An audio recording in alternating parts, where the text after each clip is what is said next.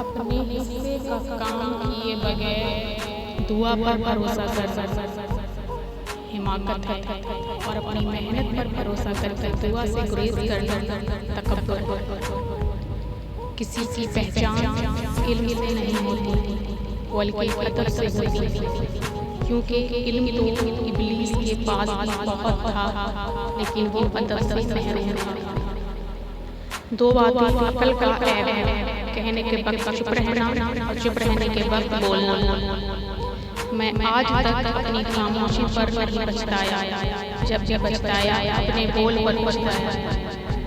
تعریف کرنا اور کروانا ایک قسم کا شرک کی مانند ہے، کیونکہ سب تعریفوں کا مالک اللہ ہے اور سب تعریفیں اس کے لیے ہیں۔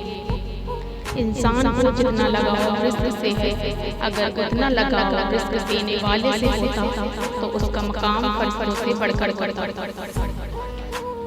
اچھی عادت ملکہ، نیک اور پاک دامن عورت اگر فقیر کے گھر میں بھی ہو تو اسے بادشاہ بنا